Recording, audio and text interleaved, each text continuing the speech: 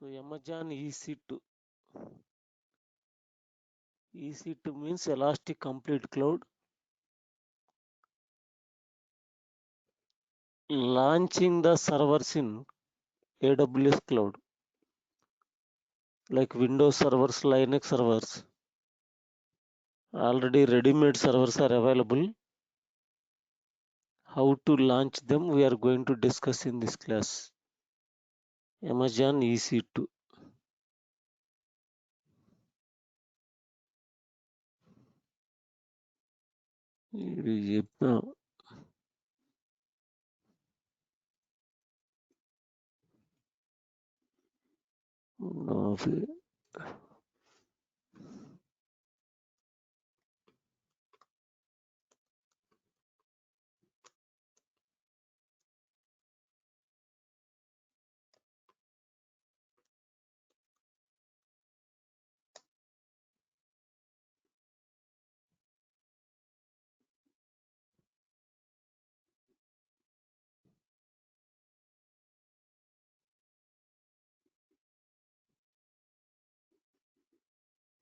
So Elastic Complete Cloud launching the servers in AWS.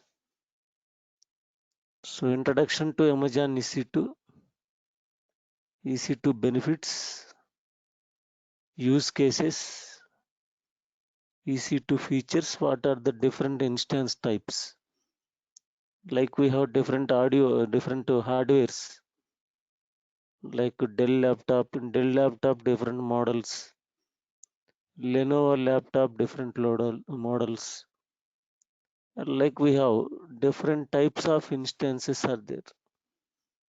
So depending upon the requirement, you can select the instances.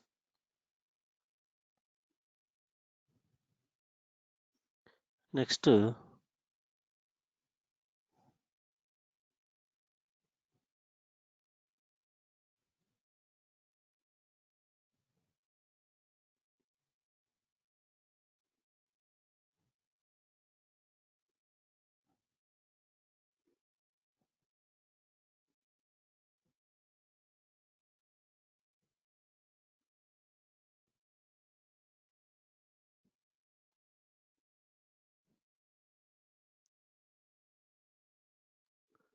Amazon EBS, Elastic Block Storage. Elastic Block Storage. So after launching the servers, whenever you want to add the storage on running servers, so we can create the storage volumes. We can attend the storage volumes to the running instances. That is called Elastic Block Store. Block store means block level storage. It's directly 1 GB disk or 2 terabyte disk I can assign to you. As your wish, you can do partitions. Maybe 2 partitions, 3 partitions, like Windows D drive, E drive, F drive. How you are creating, you can create the partitions like that. That is Elastic Block Storage volume.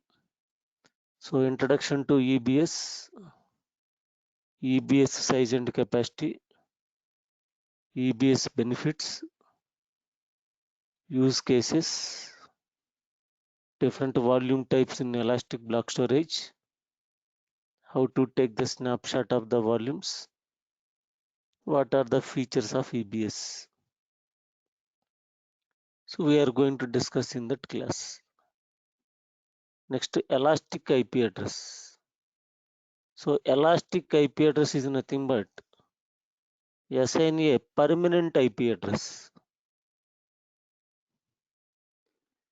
Assign a permanent IP address to our EBS volumes. Sorry, our EC2 instances. Like see in Linux, sorry, Windows. For my laptop, I given one permanent IP.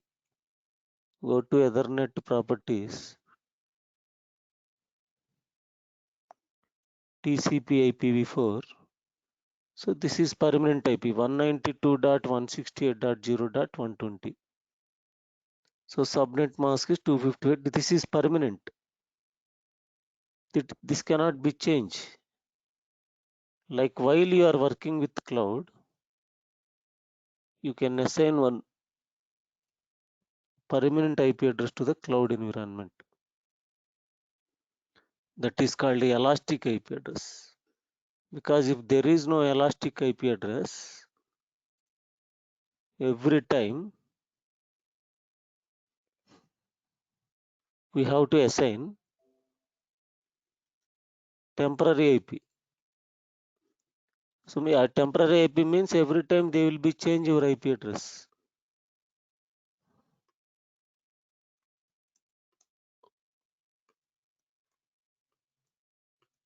Whenever every time the IP address will be changed,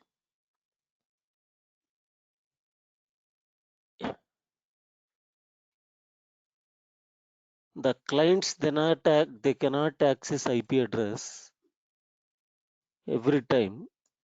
I cannot update this is today my IP address, this is tomorrow my IP address. I cannot update them. That is the reason.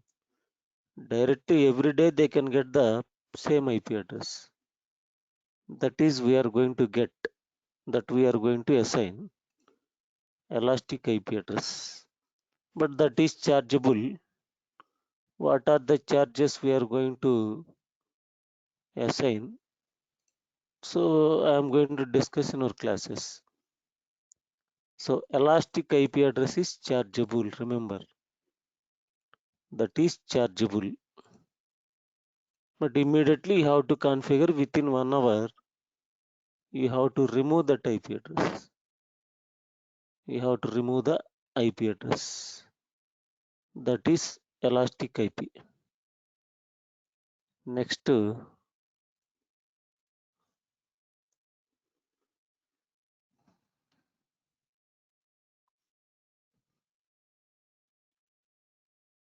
IAM, Identity Access Management. So IAM is nothing but assigning the administrator privileges to the normal user. For example, if you take Linux server, Windows server, so administrator account name is Linux is root, in Windows is administrator. So as a administrator, you can assign some privileges to normal users. That is called Linux sudo users, Windows delegation control. The same concept in Linux is IAM. So as a root user, every day see my AWS account, every day I'm going to log in as a root account because I am an account holder. So I can create some other users, IAM users. I can give some permissions to them to access the AWS resources. So root user, see, account owner that perform tasks require unrestricted access. IAM users, users within the account that perform daily tasks. So that users how to create. So introduction to AWS identity and access management, IAM features, multi-factor authentication, virtual multi-factor authentications, user security credentials, temporary security credentials, manage permissions and policies, managing users and use cases, IAM groups, accessing IAM. These are we are going to discuss in IAM users class. Next to Amazon S3 storage. So just now we discussed the elastic block store. That is the block level storage. S3 is the object level. Like in Windows, already D drive is there, E drive is there. Just we are keeping our files and folders. We are not formatted them. Somebody formatted, they are giving allow us to store the data. Like in cloud environment, S3 storage is Already predefined storage they are giving to us. So just you can upload your files, videos, whatever it may be, movies. This is object level storage. So introduction to Amazon S3, S3 benefits, use cases, S3 key features, storage classes, what are the pricing of S3. So everything we are going to discuss here.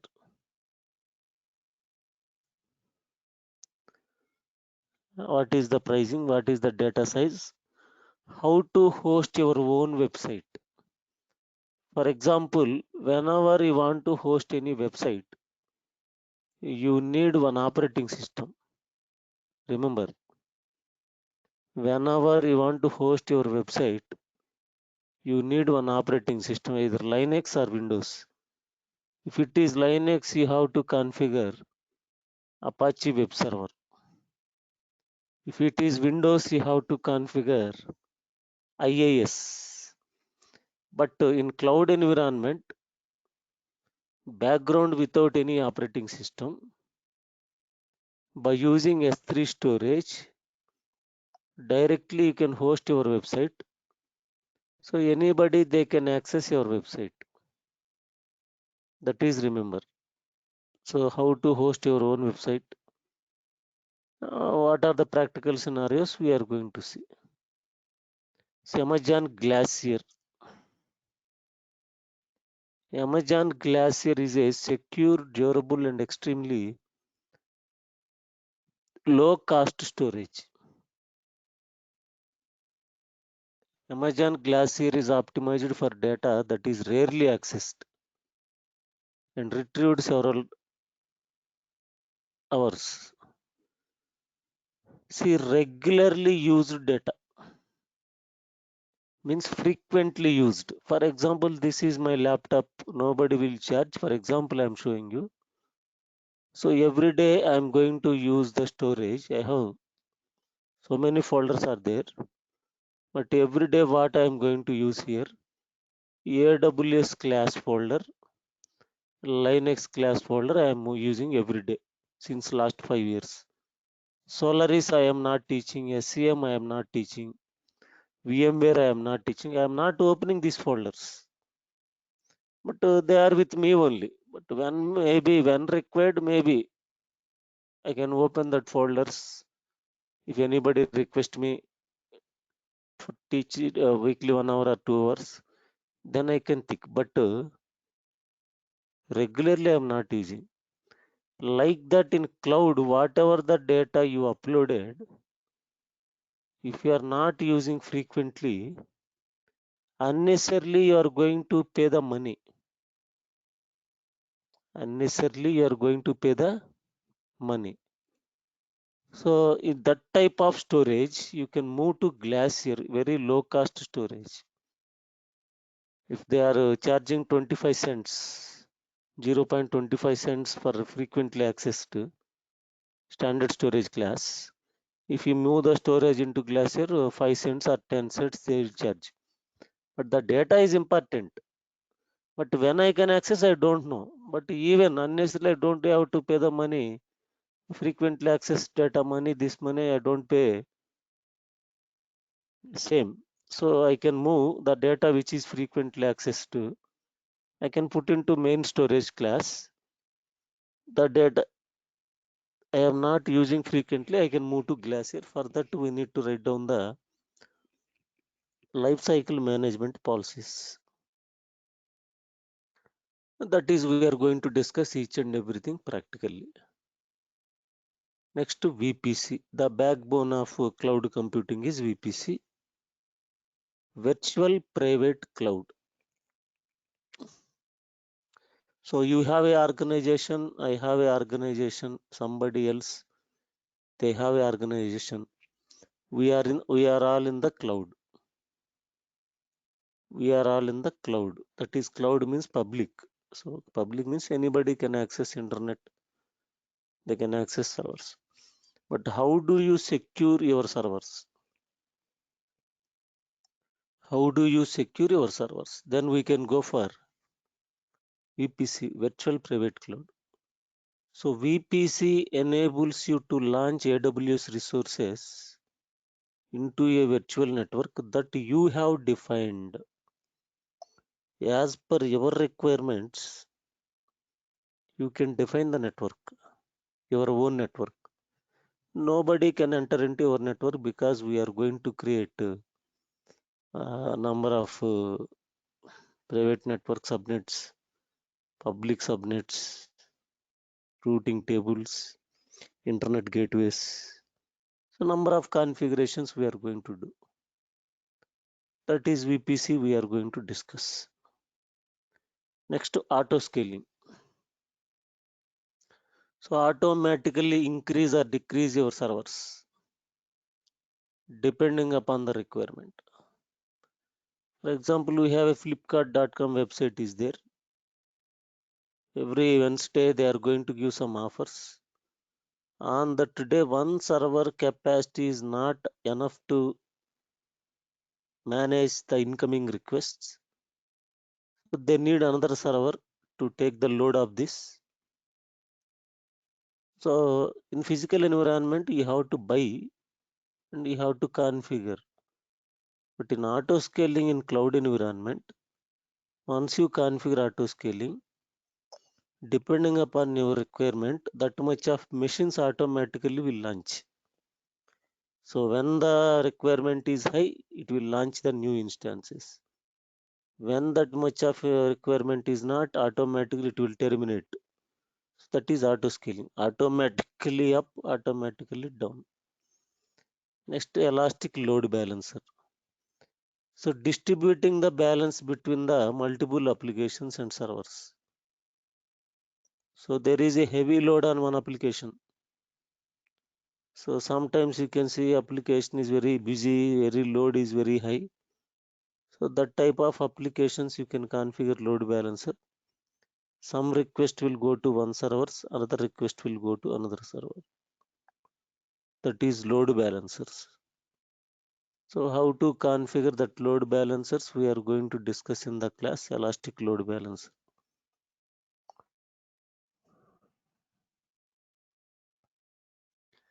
Next, Amazon CloudWatch. Amazon CloudWatch is a monitoring service.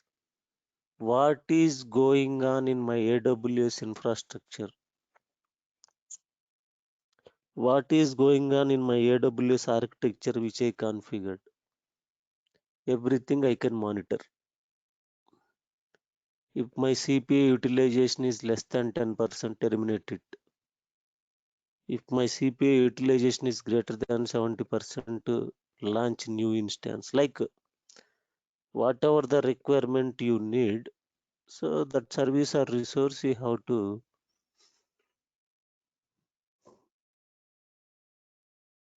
monitor by using CloudWatch. And simple notification service, you have to register your mail account because what is going on, you need some notifications. Like mail account or web message, whatever it may be. So and so server from Mumbai region is terminated. So and server in Mumbai region launched. So somebody they downloaded some data from S3 storage. So somebody they uploaded their data to S3 storage. Like whatever going on, whatever monitoring in our AWS resources, automatically I can get the notification. That is SNS topic. Next, Route 53 is nothing but Amazon DNS. So simply I will explain. We are all having mobiles. So maybe you can have 100 or 150 numbers. All the numbers in your mobile you saved with names. Why you saved with names? You can save with numbers also. Without names, you can save the numbers.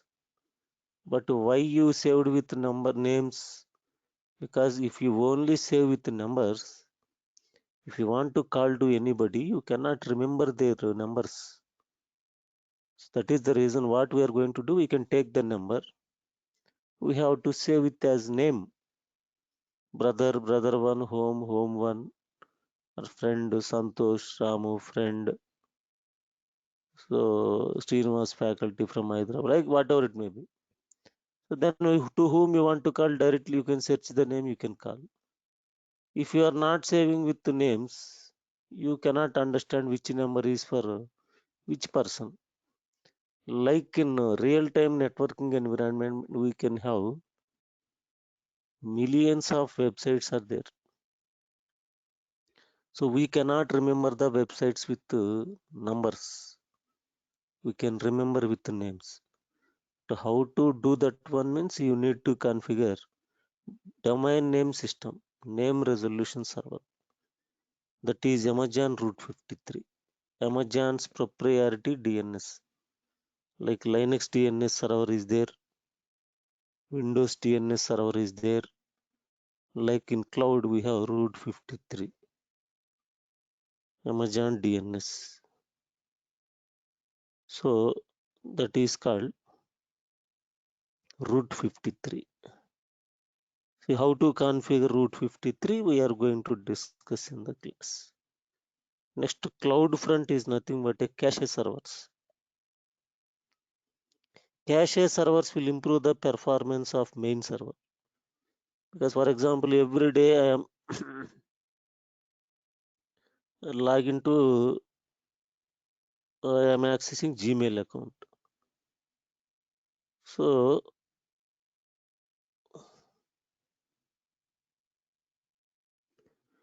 whatever your everyday logging, the web pages, it will keep into your local system only, cached pages. Like in cloud environment, we are going to log in a number of servers, web servers. Maybe some servers are located in Australia, or New Zealand, or US. But so many requests will go from sitting from Hyderabad if I am accessing. What CloudFront will do, it will keep your website nearest edge location, means nearest place. So automatically the web pages can speed up for downloading purpose or accessing purpose. That is the reason we are going to configure cloud front. So elastic beanstalk.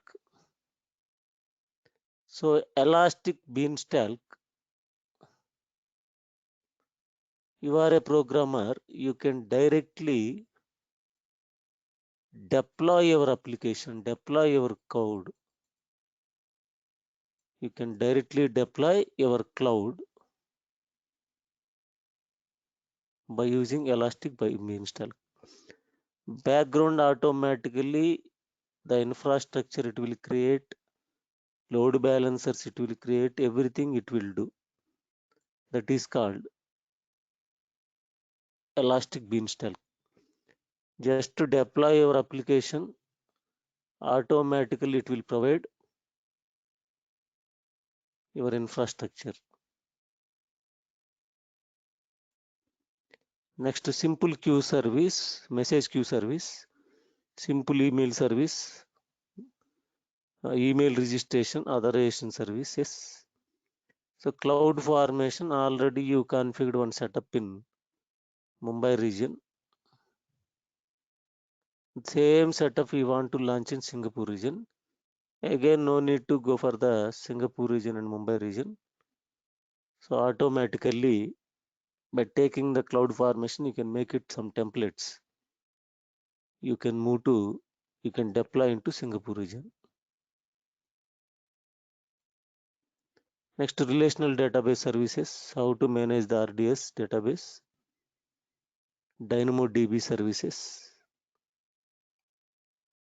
This is also database, non-SQL server and non-SQL server databases. Next, elastic file system. These are the configurations we are going to discuss in our classes, total AWS class. This is the course we are going to learn tomorrow onwards. So if you have any doubts, please ask me. Sir, aren't we covering AWS Lambda function as well? So demo AWS. AWS Lambda function. Lambda, we are not, that will come under developer tracks, data warehousing Mhm. related. The theoretical part we are going to explain. Okay. Lambda.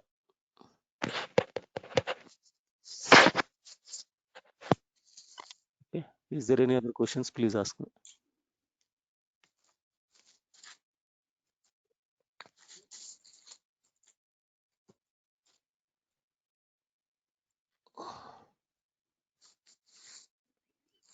Is there any other queries?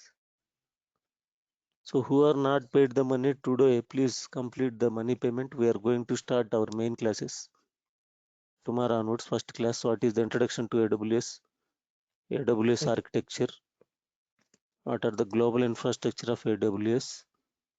So what are the different types of instances? Tomorrow's class we are going to start main class. So who are not paid the money, please pay the money. So, sir, Don't drag after to pay the money. so Tell me. we will be we'll be getting a different link for tomorrow, or like we have to join like after doing the Same payment. link Will be only. Same link only. okay. Up to tomorrow, same link only. After that, link will be changed. But try to pay the money. That is better for you. Okay. Okay. Yes. Yes. Yes. Already Definitely, two sir. demo We are going. classes are completed. Okay. Yes. Sir, I have a question on Okay. Thank you yesterday all. lecture. Yeah. Sir, I have a question for Yeah. yesterday lecture. You mentioned about the public cloud and private cloud. So Google Drive is a Hmm. public cloud, and when we do the payment for like let's say for additional space, then does it become a private cloud or it is still a public No, cloud only?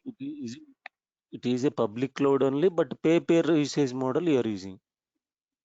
Oh, public cloud.